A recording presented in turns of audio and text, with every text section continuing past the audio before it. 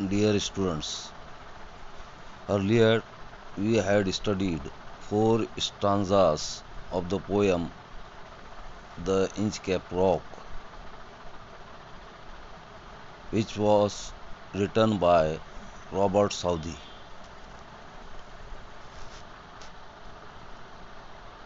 In the fourth stanza, the poet described how the mariners used to hear the warning bell when the rock was hid by the waves, and after hearing the bell rung, they used to know the dangerous rock, and they would bless the abbot of Aberbrothok who had put that bell. अजीज़ तलबा व तालिबात, हमने चौथे stanza में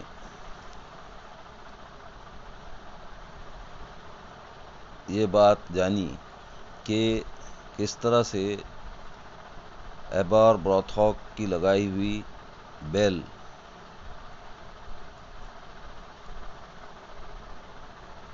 जहाज़रानों को इंचकैप rock से वाकिफ़ करवाया करती थी। जब समंदर की मौजें उठती तो मौजों की ज़ोर की वजह से बेल बजने लगती और जहाज़रां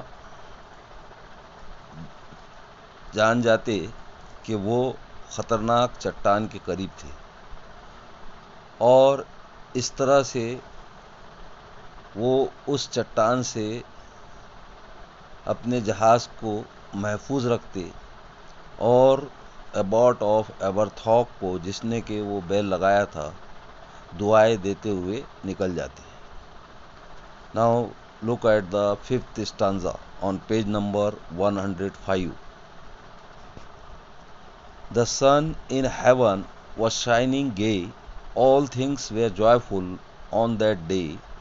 The seabirds screamed as they wheeled round, and there was joyance in their sound.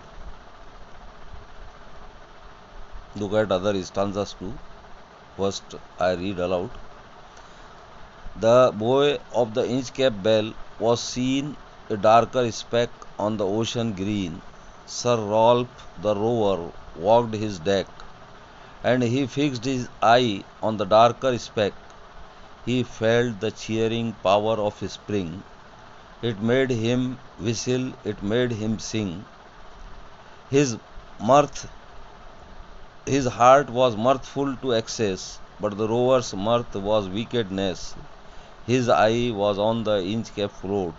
Quoth he, my men, put out the boat, and row me to the Inchcape rock, and I will plague the abbot of Aberthorpe. And I will plague the abbot of Aberbrothok. देखिए पांचवा stanza crowd reading हो चुकी है। The sun in heaven was shining gay, जो आसमान में सूरज था, it was shining bright, वो पूरे आबोताब के साथ चमक रहा था। All things were joyful on that day, तमाम चीज़ें उस दिन खुशी में थी, यानी कोई तबाही आने वाली रही या कोई और बुरी बात वाक़ होने वाली रही तो अक्सर चरिंद परिंद इंसान सब खुश रहते हैं, माहौल खुशगवार होता है। तो उस दिन भी समंदर का जो माहौल था बहुत ही खुशगवार था। The sea birds screamed as they wheeled round, समंदरी परिंदे जब वहाँ उड़ रहे थे round and round, wheeled round बोल रहे हैं यहाँ पे, मीनिंग गेस करने के आप लोगों को। When the sea birds would fly around the ship और they would fly in the sky, आसमान में जब उड़ते तो they would scream, they would shout, वो चिल्लाते। And there was joyance in their sound, और उनकी आवाज़ भी कैसी, जाहिर सी बात है, it was pleasant weather, the weather was pleasant, खुशगवार मौसम था। So there was joy in their noise, उनका जो शोर था उसके अंदर खुशी थी। देखे होंगे आपने, अक्सर मौसम अगर खुशगवार रहा तो परिंदे एक साथ शोरगुल करते हैं, एक परिंदों की चहचहाट एक साथ जो है तो शुरू हो जाती है। इसके अंदर भी राइमिंग वर्ड्स की पेयर्स आपको नोट करना है। राइम स्कीम जैसा कि पहले हो चुकी, आप लोगों ने कुछ ने जवाब भी भेजे, वही है जो ऊपर थी, वो भी आपको नोट करके रखना है।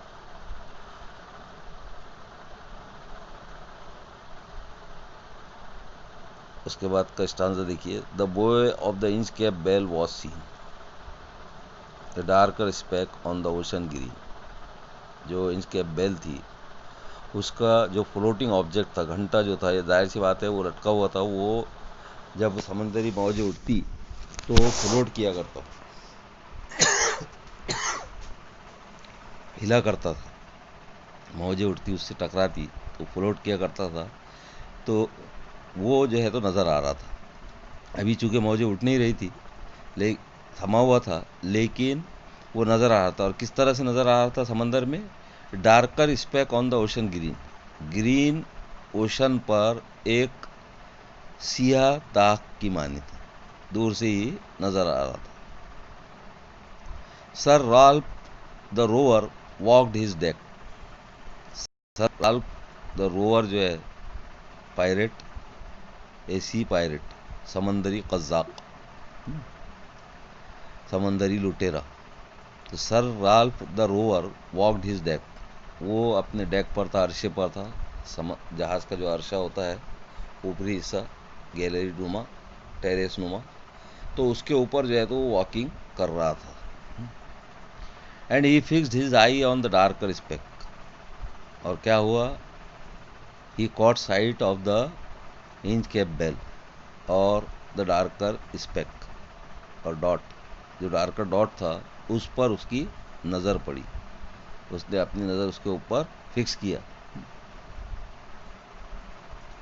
ही felt the cheering power of spring, जाहिर सी बात है, he was a pirate, he use to loot, लूट किया करता था, लूट इंग्लिश का भी वर्ड है, तो उसने खुशी महसूस किया। और इसके अलावा वेदर भी अच्छा था, the weather was also fine, so he was also feeling delight, खुशी भी महसूस कर रहा था। ही वॉज चेयरफुल, खुश था। इट मेड हिम विसल, और जाहिर सी बात है जब इंसान खुशी में होता है तो वो सीटियाँ बजाता है, तो ही बिगेन टू विसिल, उसने सीटी बजाना शुरू किया। And he also began to sing, गाना भी शुरू किया, यानी he was whistling and singing due to the pleasant weather, खुशगवार मौसम की वजह से विसिल बजा रहा था, गाने गा रहा था। His heart was mirthful to excess, उसका जो हार्ट था it was very delightful, very cheerful, उसका दिल बहुत ही खुश था। मर्थफुल टू एक्सेस बोलते हद से ज़्यादा खुश था, बहुत ज़्यादा जो है तो उसका हार्ट खुश था, दिल खुश था। But the rover's mirth was wickedness, लेकिन उसकी जो खुशी थी, there was evil in it, there was vice in it, wickedness बोल तो वाइस, उसके अंदर बुराई थी। जाहिर सी बात है जो बुरा आदमी होता है वो हंसता भी है, तो उसकी हंसी का मतलब ये होता है कि आप कुछ ना कुछ बुरा काम करने जा रहा है। आपने फिल्में वगैरह में देखे होंगे विलेन किस तरह से हंसते हैं, तो उसी तरह से उसकी खुशी में विकेडनेस थी। देयर वॉज एविल और vice in his Joy, his I was on the inch cap float. उसकी आंख इंच कैप फ्लोट पर थी, यानी जो इंच कैप की बेल का हिस्सा जो फ्लोट कर रहा था, तो उसकी नज़र उसके ऊपर थी, जो हिलता था, हवा से हिलता था या मौजें होती अगर तो उससे ज़्यादा हिलने की वजह से बचता था, तो उसकी नज़र उस घंटे के ऊपर थी, यानी जो हिल रहा था। कोथ is an old English word है। इट मीन्स सेड, यानी ही टोल्ड हिज मैन, अपने आदमियों को, ही एड्रेस्ड हिज मैन, उसने अपने आदमियों को मुखातिब किया और क्या कहा, he ordered them to put out the boat, उसने हुक्म दिया उनको कि बोट निकालो, एक नाव निकालो। जहाज़ों में नाव भी हुआ करती है, हाँ? तो उसने क्या कहा कि नाव निकालो, and row me to the Inchcape rock, और मुझे इंच कैप रॉक पर रोइंग करके ले जाओ।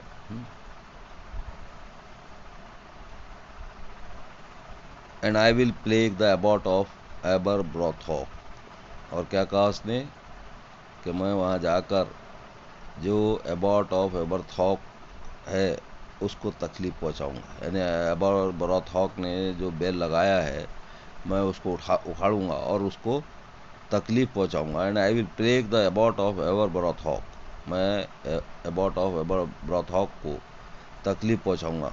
ही told his man that he would cause trouble और pain to the abbot of Aberbrothok. तो इस तरह से ये आज के 4 स्टांजाज हुए। इसमें आपको पहले बताया गया राइमिंग वर्ड्स की पेयर्स और राइम स्कीम मार्क करना है। थ्रू आउट भी पूछ सकता कौन सी राइम स्कीम है, यानी चारों स्टांजा में कौन सी राइम स्कीम है, ये भी पूछा जा सकता आपको। इसके अलावा आपको इसके अंदर नेचर इमेजरी की लाइंस कोट करना है, जिसमें नेचर इमेजरी है, कुदरती मनाजिर की मंजरकशी की गई है, ऐसी लाइंस आपको व्हाट्सएप पर पोस्ट करना है। ये भी फिगर्स ऑफ स्पीच में आता है। और आज आप लोगों को पहले जो 4 स्टांजास पढ़े गए थे उसके ऊपर 6 नंबर की एक्टिविटीज़ दी जाएंगी।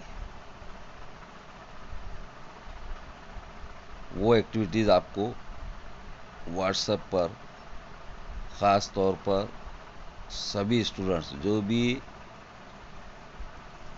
पहले पार्ट को सुन चुके हैं या नहीं भी सुने अगर, तो चारों स्टांजास की स्टडी कीजिए, रीडिंग कीजिए और ये एक्टिविटीज़ व्हाट्सएप पर पोस्ट करेंगे।